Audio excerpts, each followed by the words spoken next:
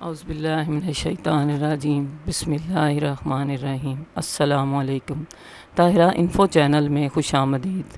امید کرتی ہوں کہ آپ سب خیریت سے ہوں گے۔ آج کی ہماری کہانی اردو شاعر علامہ محمد اقبال رحمۃ اللہ علیہ کے پیر و مرشد مولانا جلال الدین رومی کے علم و حکمت پر مبنی کہانی ہے، جو کسی حد تک ہماری اصلاح میں مددگار اور معاون ثابت ہوگی۔ حضرت لقمان کے علم و حکمت اعلیٰ درجے کے اخلاق سے ان کی قدر و منزلت ان کے آقا کے دل میں بڑھ گئی۔ اس پر لقمان کی خوبیاں واضح ہو گئی تھیں۔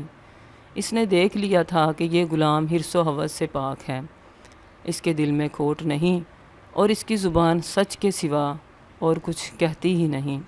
بظاہر وہ امیر حضرت لقمان کا آقا تھا، لیکن حقیقت میں وہ ان کا غلام ہو چکا تھا۔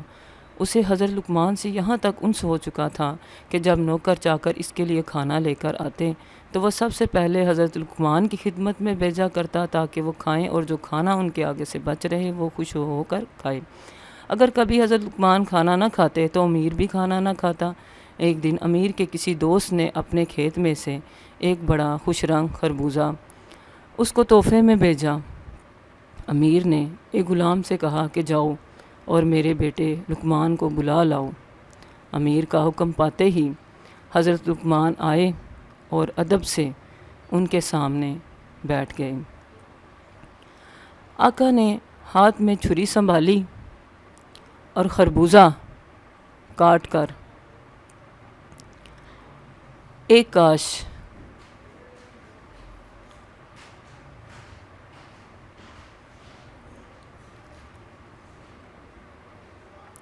حضرت لقمان کو دی۔ انہوں نے مزے لے لے کر وہ کاش کھائی۔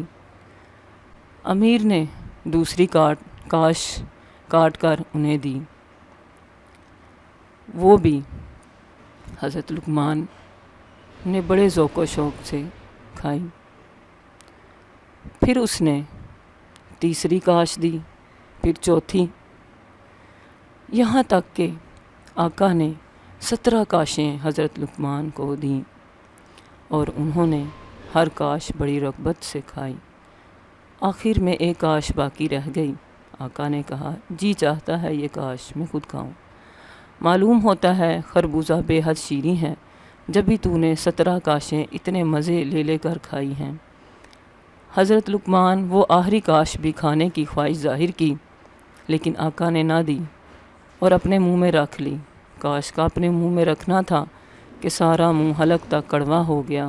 اس نے جلدی سے تھوک دی اور جلدی سے پانی منگا کر خوب کولیاں کی، لیکن دیر تک اس کی کڑواہٹ نہ گئی اور منہ کا مزہ خراب رہا۔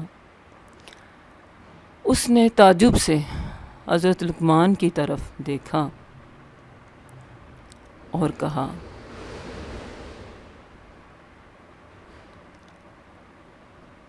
اے عزیز فرزند،